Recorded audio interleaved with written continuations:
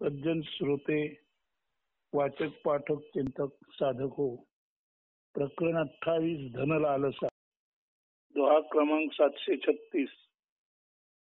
जब मन लागा भोग सो गया विषय से भोग, कहे कबीर विचारी के ही प्रकार धन होय. भोगी मन लालचावे, विषय सुखानि तत्सटावे. बहुचिंतनांती कबीर धन स्वरूप समजावे. लोभी मन संपत्ती आणि स्त्री संग यासाठी आसुसलेले राहते आणि ते नित्य नूतन विषय सुखसंधी शोधू पाहते. त्याचे हे चटावले पण लालसा अधिकाधिक संपत्ती आणि त्यातून अधिकाधिक सुख असे चढत्या क्रमाने वाढत जाते. त्या कारणाने मानवाचा नाश होतो. म्हणून पूर्ण चिंतन आणि विवेक याद्वारे संत कबीर धनाचे स्वरूप आणि त्याचे म्हणजे धनलोभाचे परिणाम आपणा सर्वांना समजावून सांगत आहेत. सुमथैली अरु श्वान भग दोनो एक समान, घायल में सुख उपजय काढत निकसय प्राण. कंजूषाची थैली तैसी कुतरीची योनी एक समान, आत जोवरी तोवरी सुख येता बाहेर जाऊ पाहती प्राण. कंजूस माणूस थैलीत धन ठेवताना सुखावतो, त्याच प्रकारे कुत्री व कुत्रा संभोग क्रियेत सुख प्राप्त करतात. मात्र धन खर्च करण्याची वेळ आली की थैलीत हात घालून पैसे बाहेर काढताना त्या कंजूस व्यक्तीला धन खर्च होणार म्हणून दुःख प्राप्ती होते. त्याच प्रकारे संभोग क्रिया पूर्ण झाल्यावर कुत्रा कुत्री यांना एकमेकापासून दूर होताना, योनीपासून शिस्त दूर करताना किंवा ती मधून ते बाहेर काढताना होणारा त्रासही कंजूस माणसाच्या त्रासासम वेदने समजतो. येथे अतिसूक्ष्म निरीक्षण आणि कोणत्याही प्रकारे धनलोभ निश्चितपणे वाईटच आहे हे संत कबीरांचे तळमळीचे सांगणे आहे. लोकांना सन्मार्गावर आणण्यासाठी त्यांची प्रयत्नांची पराकाष्ठा सुज्ञ वाचकाने नीट समजून ध्यानात घ्यावी. कबीर औंधी खोपडी कबहू धापय नाही, तीन लोक की संपदा कबावय घर माही. मूर्ख लोभी मानव उलटी खोपडीन संतोषे कधी, त्रिलोकीची सर्व संपदा मिळविण्या अधीर सर्वाधी. संत कबीर सांगतात की लोभी आणि मूर्ख माणसाची खोपडी म्हणजे मेंदू उलटा असतो. म्हणजे ती रिकाम्या भिक्षा पात्रासारखी असते. कितीही भिक्षा मिळाली तरी भिकारी समाधानी असतच नाही. त्याच प्रकारे मानवाला कितीही धन मिळाले तरी त्याचा मेंदू शांत होतच नाही, समाधान पावतच नाही. त्रिलोकाची सर्व धनसंपदा आपल्या घरी एकटवावी, जमा करावी यासाठी मानव आतुर असतो. प्रत्येकाला सर्वाधिक मी आणि मीच धनात ठेवावे असे वाटत असते. हे धनाचे स्वरूप आहे. कधीही संतोष न पावणे, सतत वापलेले असणे हा मानवी मेंदूचा दोष असून या दोषाला खत पाणी घालणे, त्यात सतत वाढ करणे हेच संपत्तीचे कार्य आहे. याउलट संत सर्वांना समाधान संतोष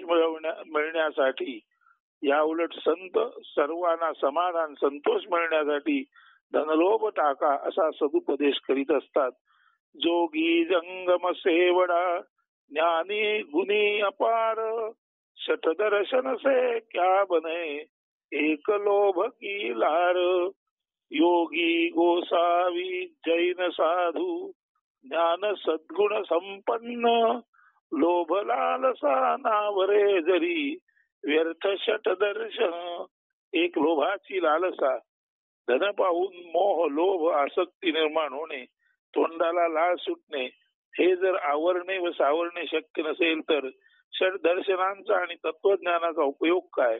लोभापुढे धने शणे पुढे सर्व ज्ञान वाया आहे. धनलोभ आवरायचा असेल तर ज्ञान व सद्गुण संपन्न आणि आचार विचाराने आदर्श असणाऱ्या सत्यशील अशा योगी गोसावी जैन साधूंचा अनुनय करणे महत्वाचे आहे.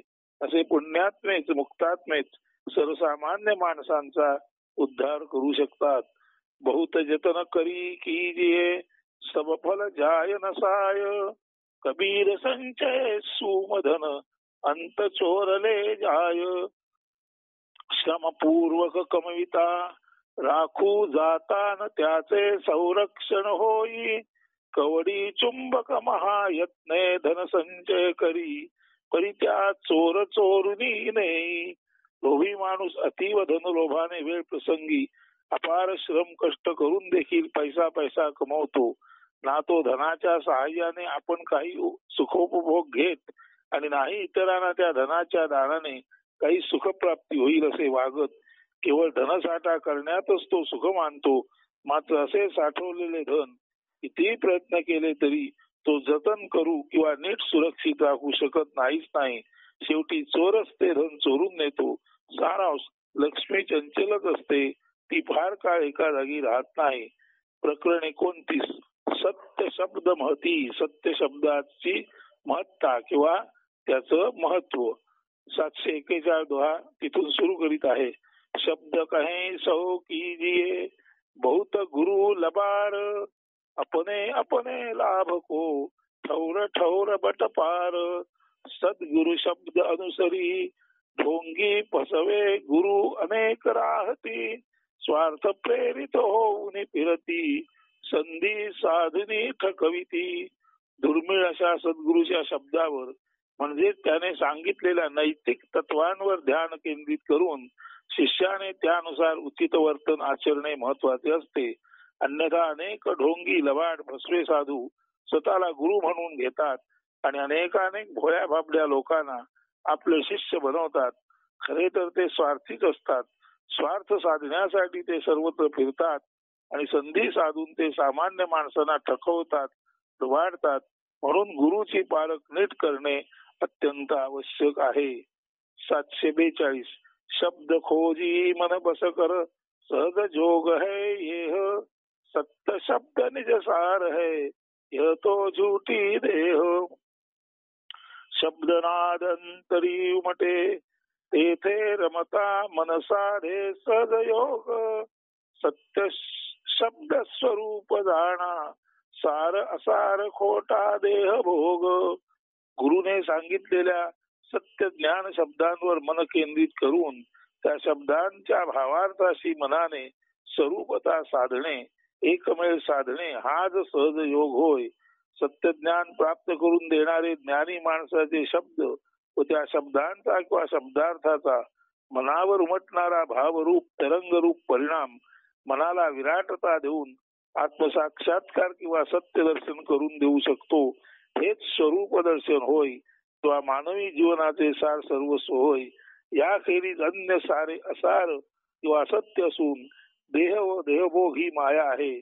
आपल्या लक्षात येत असेल की 8-10 दिवसाच्या मागे नित्यपाठ किंवा ज्याला हरिपाठ म्हणतात तो आपण मेघवृष्टीतील काव्याद्वारे स्पष्ट केला होता आणि तेथे असे म्हटले होते की चैतन्याशी एकरूप झालेला जो योगी असतो तो चैतन्य योगी तो स्वतः चैत्य पुरुष असतो आणि त्याच्या जाणीवांमध्ये अत्यंत विराट अशी जी प्रगती होते.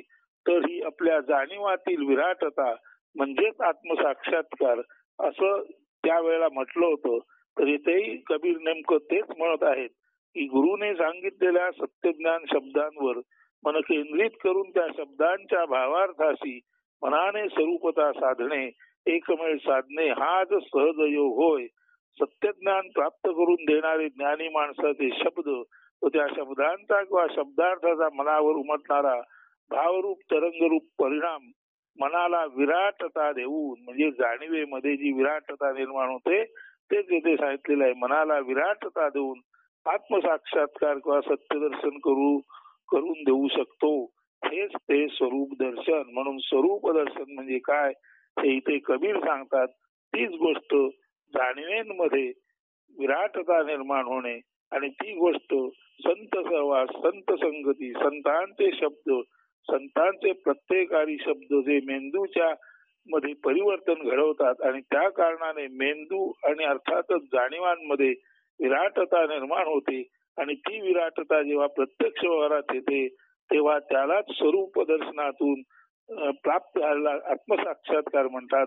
असे तेव्हा जे आपण सांगितले होते नित्य पाठाच्या वेळेला किंवा हरिपाठाच्या वेळेला तेच येते आहे आपल्या लक्षात येईल. म्हणून परत एकदा ऐका सत्य ज्ञान प्राप्त करून देणारे ज्ञानी माणसाचे शब्द व त्या शब्दांचा किंवा शब्दार्थाचा मनावर उमटणारा भावरूप तरंगरूप परिणाम मनाला विराटता देऊन आत्मसाक्षात्कार किंवा सत्य दर्शन करून देऊ शकतो. हेच स्वरूप दर्शन होय किंवा मानवी जीवनाचे सार सर्वस्व होय. याखेरीज अन्य सारे असार किंवा असत्य असून देह व देहभोग ही माया आहे. पहा कबीर आणि अर्थातच आपण नित्यपाठ हरिपाठामध्ये जे सांगितलं ते तंतोतंत किती सारखं आहे याची अनुभूती आता आपणाला येऊ शकेल. 743 शब्द दुराया न दुरे कहूँ जू ढोल बजाय जो जन होवे जौहरी देह शीस चढ़ाय ज्ञान शब्द लपऊ पाहता न लपती दुंदुबी वाजवणी सांगे कबीर सत्य शब्द जाणते पारखी धरती मस्तकी बहुआदरे शब्द जवाहिर. संत कबीर दुंदुबी ढोल वाजून सांगतात की ज्ञानाचे शब्द जे जीवनाचा सत्यार्थ उलगडून सांगतात ते कधीही वाया जात नाहीत किंवा लपून राहू शकत नाहीत. कधी ना कधी सत्य ज्ञानाचे पारखी जाणकार यांच्या ते लक्षात येतात. त्यानंतर मात्र या ज्ञानी माणसाचे शब्द असे जाणते पारखी लोक आपल्या मस्तकावर हृदयात एखाद्या जवाहिरासारखे किंवा रत्नासारखे भूषण म्हणून धारण करतात. हेच सत्संगाचे महत्व आहे, हेच ज्ञानाचे महत्व आहे, हेच तत्वज्ञानाचे महत्व आहे आपण सर्व सुज्ञ श्रोत्यांनी जाणून जे सांगितलं जातं त्यातील सत्याच्या शब्दांचा जो प्रतिध्वनी आहे तो प्रतिध्वनी आपल्या अंतरात कसा निनादत राहील, त्या प्रतिध्वनीच्या निनादण्यामध्ये आपण निशिदिन कसे ध्यान धरू म्हणजे निधी ध्यासात राहू याचं आपण चिंतन करा. म्हणजे निश्चितच आंबा खाल्ल्यानंतर त्याच्या रसाच्या प्राप्तीमुळे जसं आपलं जीवन रसमय होतं तसं ज्ञान रसाच्या प्राप्तीमुळे आपलं जीवन ज्ञान संपूर्ण होईल. नव्हे आपल्या जाणीवा विशाल होतील, विराट होतील आणि आय जाऊन दॅट हा प्रत्यय आपणाला येईल आणि मग आय एम दॅट म्हणायची गरज नाही. जेव्हा दॅट मिळतं तेव्हा आय उरतच नाही. म्हणून सोहम हौसो म्हणण्याऐवजी आय एम दॅट म्हणण्याऐवजी आय एम द युनिव्हर्स म्हणण्याऐवजी तसा प्रत्यक्ष अनुभव ज्ञान शब्दांच्या महत्तेमुळे आपल्या जीवनात प्राप्त करून घेता येतो.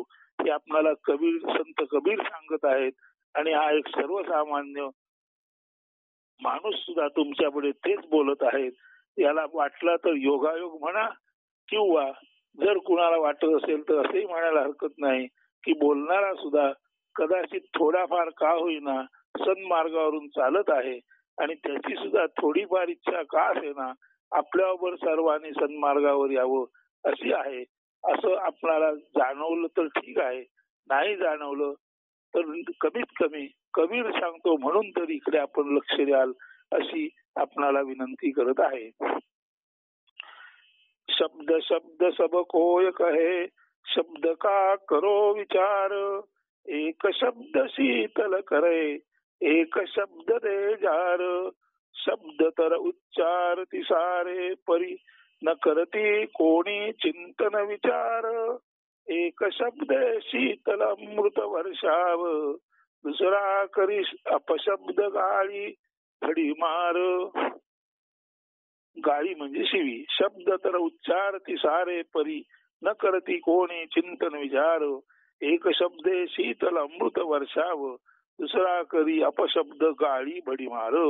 शब्द तर सारेच उच्चारतात मात्र शब्द त्यांचा अर्थ व भाव यांचे चिंतन किंवा अर्थ ज्ञान समजून न घेतात त्यांचे उच्चारण बऱ्याच वेळा होते. परिणामता काही शब्द शीतल मधुमधुर अमृत वर्षाव आनंदाची वृष्टी करणारे असतात तर काही अपशब्द गालिप्रदान निंदा नालस्ती अपमान शिव्या यांचा भडीमार करणारे असतात. सारांश शब्द ज्ञान समज असणे महत्वाचे आहे. शब्द बराबर धन नाही जो कोय जाने बोल हिरा तो दामो मिले शब्द ही मोल न तोल. शब्द समान न दुसरे धन जरी उचित शब्द ज्ञान राही. धन खर्चून हिरा मिळे परी शब्द अमोल तोल मोल ज्या नाही. ज्ञानपूर्ण शब्दासारखे अमोलिक वैभव किंवा संपन्नता दुसरी असू शकत नाही. शब्द धन केवळ अतुलनीयच आहे. पैसा खर्च करून हिरा जड जवाहीर खरेदी करणे शक्य आहे. मात्र ज्ञान संपन्न शब्द कोणत्याही बाजारात तोलमोल करून खरेदी करता वा विक्री करता येत नाही. हे जाणून जर अनायासे संतांचे शब्द आपल्यापर्यंत आले तर त्या संतांच्या शब्दांचा जरूर आदर करावा. ते ज्याच्याकडून आले त्याला विसरला तरी चालेल, परंतु संत शब्दांचा आदर करण्यास आपण चुकू नये ही नम्र विनंती. शब्द पाय सुरती राखई सो पहुँचे दरबार.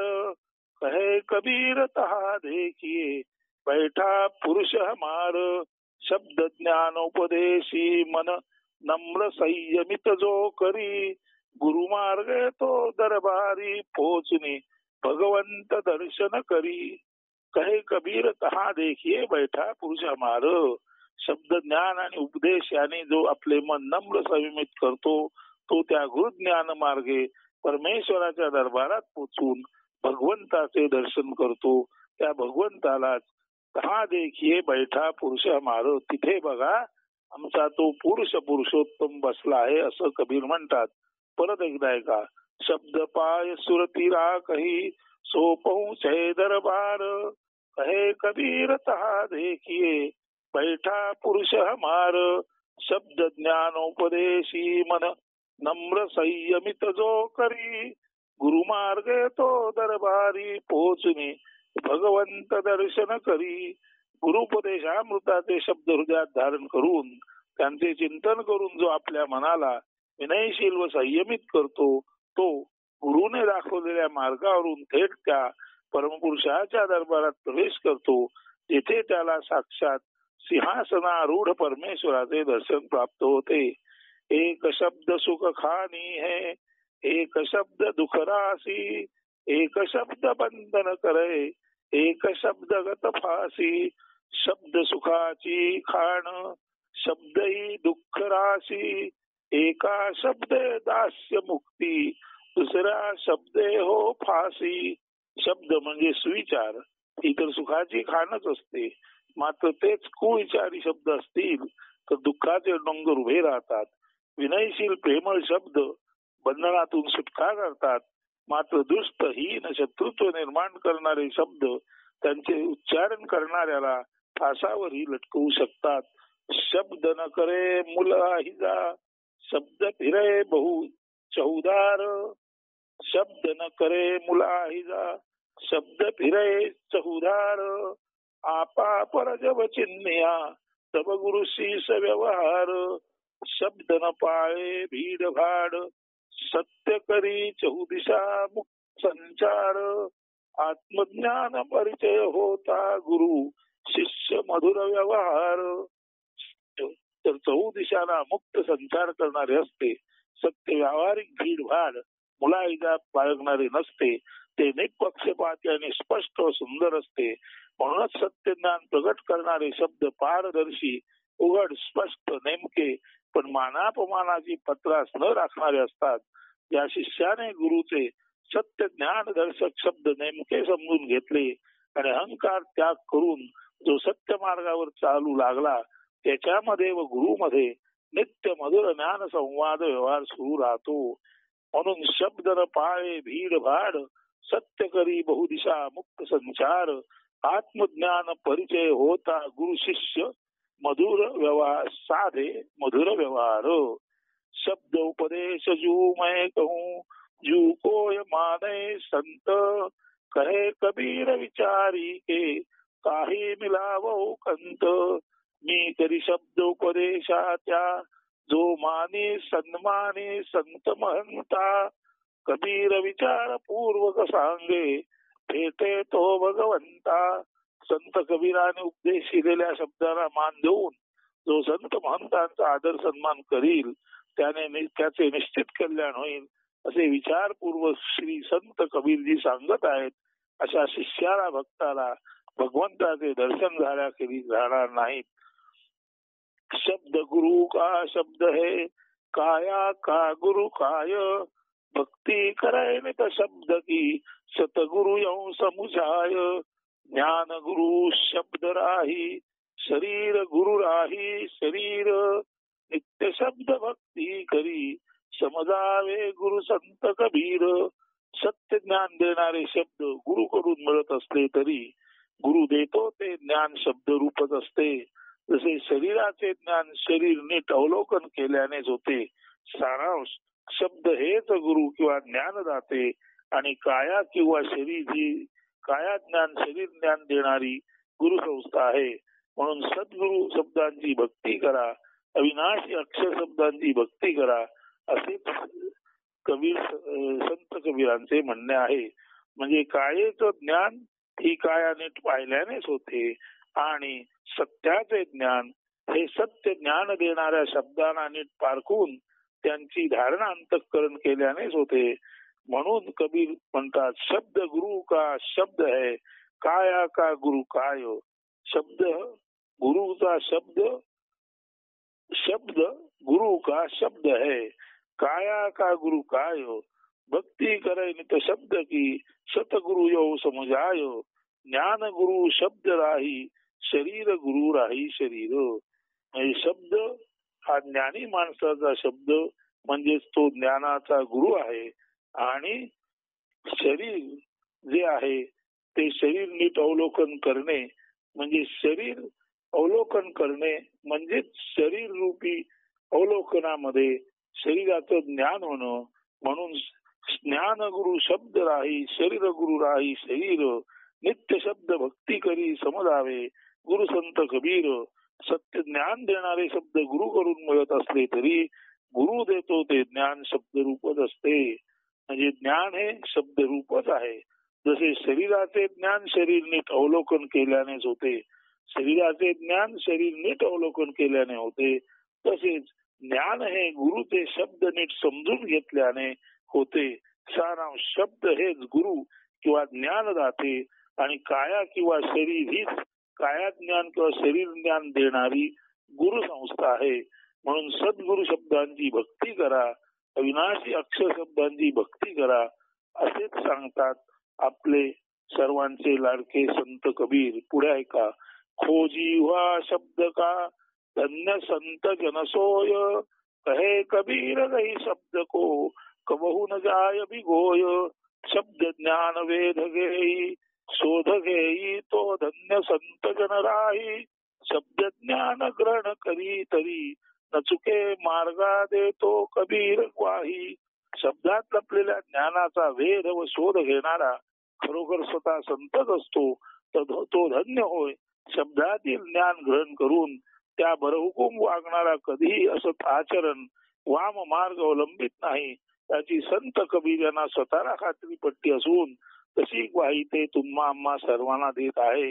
म्हणून शब्दात लपलेल्या ज्ञानाचा वेध घेण्यासाठी शब्दाचा अर्थ, त्याचा भावार्थ, त्या शब्दामधील अक्षरांची सुसंगत रचना, त्या रचनेतून प्राप्त होणारा भावगर्भ आशय या सर्वांचं जो ज्ञान ग्रहण करतो तो निश्चितच त्या शब्दाबर हुकूम आपले आचरण ठेवतो आणि वागण्यामध्ये आणि बोलण्यामध्ये तो नेहमीच संतुलित राहतो. तो स्वाभाविकच बोले तैसा चाले असा असतो किंवा राहतो आणि मगच त्याच्याबद्दल म्हणतात त्याची वंदावी पाऊले. म्हणून बोलण्याप्रमाणे वागणं तेव्हाच असू शकतं जेव्हा शब्दाचा अर्थ आपल्या हृदयापर्यंत पोहोचून आपल्या हृदयातील परमेश्वराला त्या अर्थाचे चिंतन आपण भक्तिभावपूर्वक अर्पण करतो, तेव्हा हृदयातील भगवंत आपल्या अर्थपूर्ण भक्तीला सार्थ प्रतिसाद देतो आणि आपल्या भक्तीला सार्थकता प्राप्त होऊन स्वाभाविकपणे आपलं बोलणं आणि वागणं हे यांचा एकमेळ साधला जातो आणि बघता बघता माणसाचा संत होतो. हे ध्यानात घ्या. 752. तर शब्दात लपलेल्या ज्ञानाचा वेध व शोध घेणारा खरोखर स्वतः संतच असतो, तर धन्य होय. शब्दातील ज्ञान ग्रहण करून त्यावर हुकूम वागणारा कधी असत आचरण वाममार्ग अवलंबित नाही, त्याची संत कबीर यांना स्वतःला खात्री पटली असून तशी ग्वाही ते देत आहेत. 752 यही बड़ाई शब्द की जैसे चुंबक भाय, बिना शब्द नहीं उबरे केता करे उपाय, शब्द महिमा चुंबका समजो सर्व आकर्षित करी, सत्य ज्ञान विना शब्द न समजे, न हो कल्याण अन्य उपाय जरी करी. 752 शब्दांचा हा जगात महिमा आहे की सत्याचे सुलभ ज्ञान शब्दातून स्पष्ट होणे आणि त्यामुळे कल्याण प्राप्ती होणे शक्य राहते. असे सत्य सुंदर शब्द सर्वांनाच चुंबकाप्रमाणे आकर्षित करतात, खेचून घेतात. शब्दांखेरीज आत्मज्ञान कल्याण इतर अनेक उपायांनी होऊ शकत नाही. गुरु शब्द महिमा अगाध अलौकिकच असतो. म्हणून ज्ञानी गुरूंचे शब्द आणि त्या शब्दातून प्रकट होणारा भाव हा एखाद्या लोहचुंबकासारखा असतो. जसं लोहचुंबक लोखंडाला आपल्याकडे आकर्षित करतो, तसे लोखंडासारखे जड असलेले लोक सुद्धा लोहचुंबकासम आकर्षित करणाऱ्या गुरु शब्दांकडे खेचले जातात. आणि बघता बघता असे न जड होईन बुद्धिमान, की भ्याड तरी भीट. म्हणजे जर पूर्वी मी जड असेन तर गुरु कृपेने मी बुद्धिमान होतो, आणि पूर्वी मी भ्याड असेन तर सत्य ज्ञान शब्दामुळे मी धीट होतो, असे जे स्वरूपानंद म्हणतात तेच येथे सांगितलेले आहे. हरिजन सोयी जाणीये जेव्हा कहे न मार, आठ पर चितवन रहे गुरु का ज्ञान विचार, हरिभक्त तोची जाणा जो न उच्चारी अपशब्दा, अष्टो प्रहर ध्यान राखी चिंतनशील गुरु शब्दा. खरा हरिभक्त हरिजन तोच याची जीभ अपशब्द निंदा गाली प्रदान कधी उच्चारत नाही, जो अष्टव प्रहर म्हणजे दिवसाचे 24 तास आणि अर्थातच प्रत्येक तासाची 60 मिनिटं आणि प्रत्येक मिनिटाचे 60 सेकंद म्हणजे तो पूर्ण जीवन आपले केवळ आणि केवळ गुरुच्या मननशील चिंतनशील उपदेशामध्येच रममाण झालेला असतो. त्या ज्ञानामध्ये जो दंग असतो गर्क असतो तोच खरा खुरा हरिभक्त हरिजन होय. सोई शब्द निज है जो गुरु दिया बताय, बलिहारी वा गुरु नकी शीस वियोग न जाय, गुरु शब्द हेची आत्मज्ञान हे शिष्य प्राप्त करी, सर्व समर्पण गुरुसी जो करी, व्यर्थ न हो ज्ञान भेटे त्यासी हरी. गुरुला ज्याने सर्व समर्पण केले अशा शिष्याला गुरु शब्दाद्वारे मिळणारे ज्ञान हे वास्तवात आत्मज्ञान स्वरूप ज्ञानच असते. अशा शिष्याचा त्याग समर्पण कधीच वाया जात नाही, त्याला आत्मसाक्षात्कार होतोच होतो, तो भगवंताचे दर्शनी घडते. जसे तुम्हाला ते निश्चित होणारच आहे, नवे काही जणांना ते झालेही असेल. संत संतोषी सर्वदा शब्दही भेद विचार, सद्गुरु के परतापते सहजशील मतसार, संत सदा समाधानी शब्द विवेक जाणी, सद्गुरु कृपांकित नित सहज शांत मन वेग ज्ञान खाणी. संत सदा सर्वदा संतोषी समाधानी असतात, शब्दाशब्दातील भेद फरक ते जाणतात आणि सत्व असत शब्द ओळखून सत्शब्द व त्यातील यथार्थ ज्ञानामध्ये ते अष्टव प्रहर मशगूल असतात. ते सद्गुरूच्या कृपेने अंकित झालेले भगवत कृपा व आत्मज्ञान प्राप्त झालेले असल्याने विवेक ज्ञान परिपूर्ण व सहज शांत मनी असतात. संत हे ज्ञानाची खाण वा ज्ञान निधानच असतात. टीला टीला ढाई के कोरी करे मैदान, समज सका करता चले सोई शब्द निर्वाण, भेद अहंकार उंचवटे ओढुनी मन मैदान करी सपाट, शब्द अर्थ जरी नीट कळे तरी मनोविकार नासुनी धरा निर्वाणाची वाट. 756 शब्दाशब्दातील सत्य ज्ञान उमजून घेऊन आपल्या मनातील अहंकार रूपी उंचवटे फोडून आणि भेदाभेद रूपी खड्डे समत्वाने भरून मनमैदान सत्य निरामय आणि पारदर्शक सपाट बनवा. शब्द अर्थ नीट कळल्यावर सारे मनोविकार नष्ट होऊन सुखद शांत मोक्षाची वाट चोखाळा. म्हणजे योग्य त्या शब्दांच्या ज्ञानानेच मनाचे अमन होते, मन शांत होते. हेच येथे वेगळ्या भाषेत सांगितलेलं आहे. शब्दाशब्दातील सत्य ज्ञान उमजून घेऊन आपल्या मनातील अहंकार रूपी मी रूपी उंचवटे फोडून आणि भेदाभेद अमंगल असे भेदाभेद रूपी खड्डे समत्वाने भरून मनमैदान स्वच्छ निरामय आणि पारदर्शक सपाट बनवा. शब्द अर्थ नीट कळल्यावर सारे मनोविकार नष्ट होऊन सुखद शांत मोक्षाची वाट चोखाळा.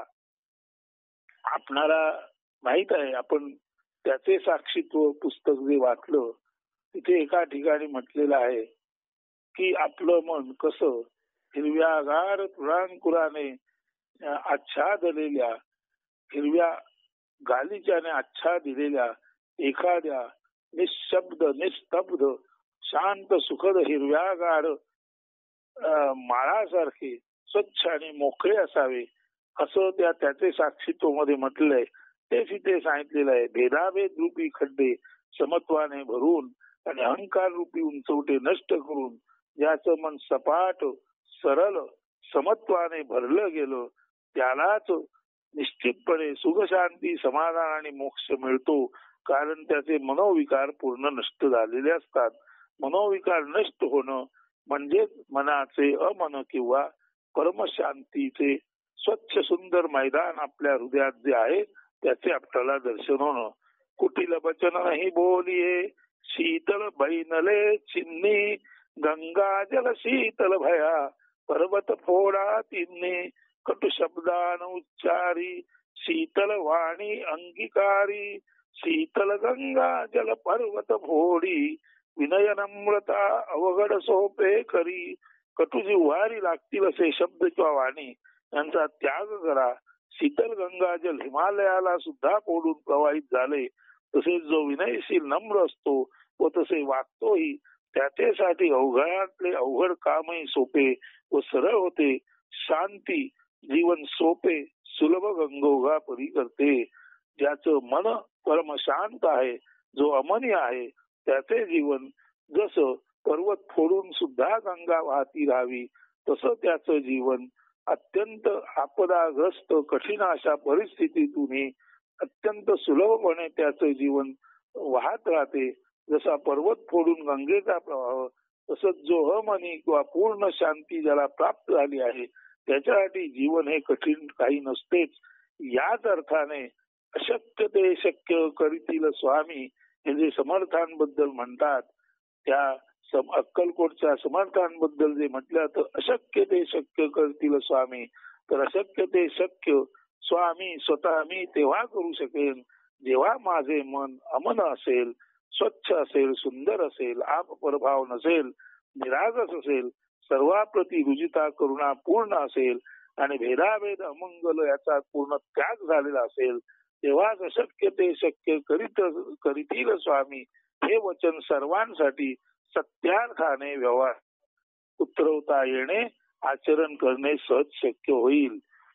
लागी लागी क्या करे लागत रही लगार लागी तबही जानिये निकसी जाय दुसार लागले लागले का ओरडता सतत लागणार हे निश्चित जरी मनोविकार नासले तरी हाच ज्ञान लाभ सुनिश्चित. या मायावी भ्रामक जगात सतत अनेक अडथळे काटेकुटे यांचा सामना करावा लागतो हे निश्चित समजा. केवळ लागले लागले असे ओरडून उपयोग नाही. त्या लागण्यातून ज्ञानप्राप्ती झाली आणि त्यायोगे मनोविकार नष्ट झाले. जसे अहंकार, अप्रामाणिकता, विषय वासना, श्रेष्ठ कनिष्ठ किंवा विषमतेचा भाव इत्यादी, तर ते लागणे सुद्धा ठरते शेवटी लाभदायी किंवा आत्मोन्नती साधक ठरते. लागण्याने संकटे व अडथळे यामुळे आयुष्य जीवन सुधारू शकते. तसा सुधार अत्यावश्यक आहे. अडथळे महत्वाचे नसून त्यातून येणारे शहाणपण महत्वाचे आहे. म्हणूनच संत म्हणतात, देवा तू आम्हाला किती दुःखे दे त्याची आम्हाला पर्वा नाही, परंतु ते दुःख सहन करण्यासाठी लागणारे आत्मबळ दे, ती शांती दे, तो संयम दे. आम्ही किती दुःखांना सामोरे जाऊ. म्हणून दुःख ही सुद्धा संतांसाठी, ज्ञानी माणसांसाठी इष्टापत्ती आहे.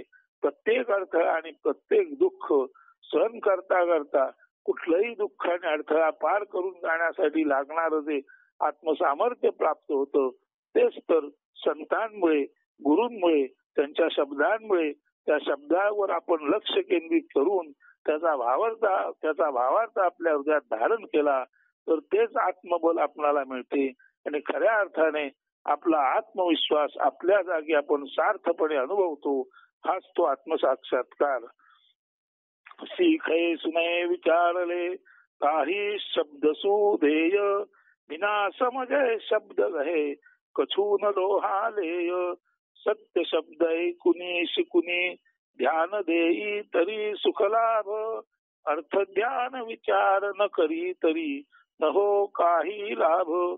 शब्द व त्यातील समाविष्ट सत्याचे ज्ञान जो नीट ऐकतो, अभ्यासतो आणि त्यानुरूप वागतो, त्या अर्थाला आपल्या नित्य आचरणात जो ध्यानपूर्वक अवलंबितो त्याला अशा शब्दांपासून फार मोठा लाभ होतो. मात्र तसे न करणाऱ्याच्या दृष्टीने शब्द ज्ञाने निरर्थक पोकळ पांडित्यच ठरते. शीतल शब्द उच्चारिये अहम आनिये नाही तेरा प्रीतम तुझई में दुस समधी तुझ माही. शीतल शब्द उच्चारिये अहम आनिये नाही तेरा प्रीतम तुझही में दुसमन भी माही. शीतल शब्दा ते उच्चारी अहम भावरहित वाणी तुझा प्रिय कर तुझे हृदयी तसा शत्रुही आतनीत जाणी. ज्याने ऐकणाऱ्याचे मन आल्हादित होईल असे शीतल व अहंभावरहित संतोष समाधानपूर्ण शब्द उच्चारित जावे. त्यामुळे उच्चारणारा ऐकणारा दोघेही आनंदित व प्रसन्न होतात. कसे वागायचे हे ज्याचे त्याने ठरवायचे आहे. खरे ज्ञान हेच की आपला प्रियकर म्हणजे सत्य ज्ञान आणि आपला शत्रू म्हणजे असत्य दुर्व्यवहार दुर्गुण तो अज्ञान यांची आपल्या आतच हृदयात मनामध्ये बुद्धीमध्ये वस्ती असते याची समज. ज्याने अज्ञान नष्ट केले तो नेहमी आपले आपणच कल्याण साधत राहतो. कबुधी कमानी चढी रही कुटिल वचन के तीर भरी भरी मारे कान में साले सकल शरीर. अहंकारी जनक बुद्धी धनुष्या कुटिल वचन बाण लावती एका मागून एक सोडून कान तैसे सारे शरीर विदीर्ण रक्त बंबाळ करीती. अहंकारी माणसे आपल्या कुबुद्धी रूपी धनुष्यावर दुष्ट व कटुवचनाचे बाण लावतात आणि त्यांना एका मागोमाग एक सोडून समोरच्याचे किंवा ऐकणाऱ्याचे कान कटुता अपमानाने भरून टाकतात.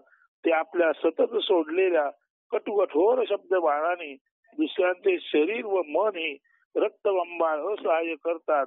दुष्ट माणसे इतरांचे जिणे नकोसे वाटावे असे करतात. हे योग्य नाही.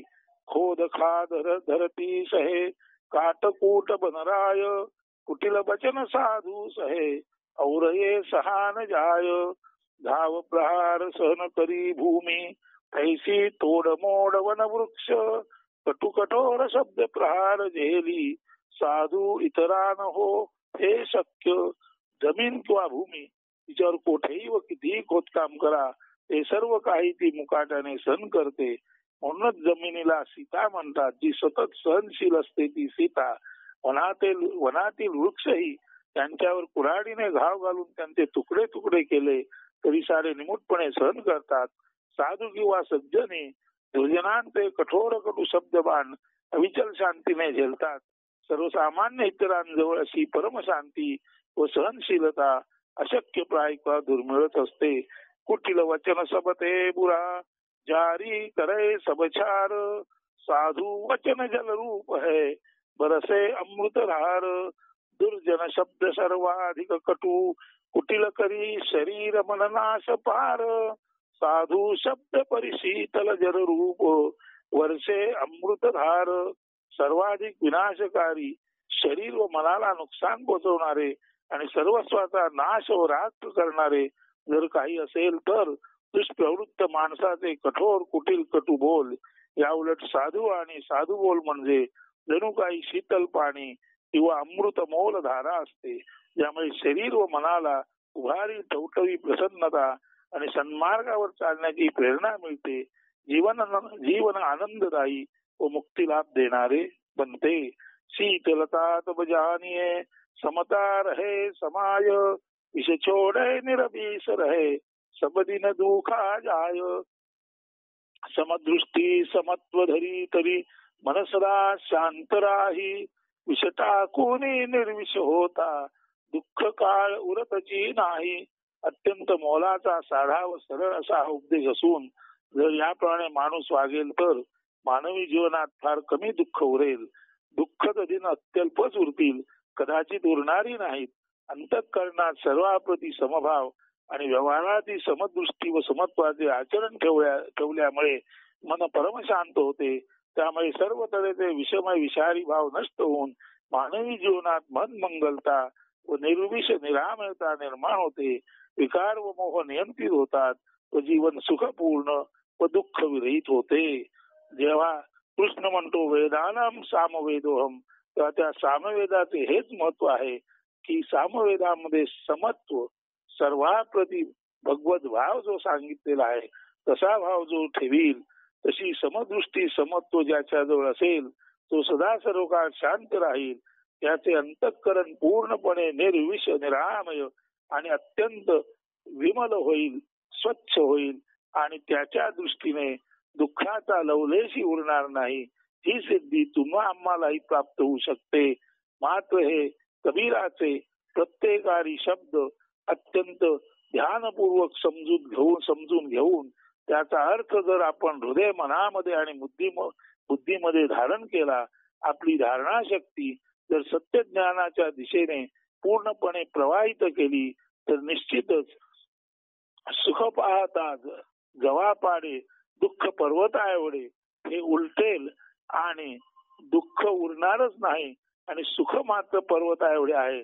संपूर्ण जीवन सुखी आणि सुखी आहे याचाही अनुभव आपण घेऊ शकाल. ज्याला आपण म्हणतो जीवन क्षणभंगूर आहे, क्षणात नष्ट होणार आहे, तोच आपल्याला अनुभव असा येईल की जीवन क्षण अंगूर आहे. जीवनातला प्रत्येक क्षण म्हणजे एखादं सुमधुर द्राक्ष खावं, त्याची गोडी चाखावी असा आहे.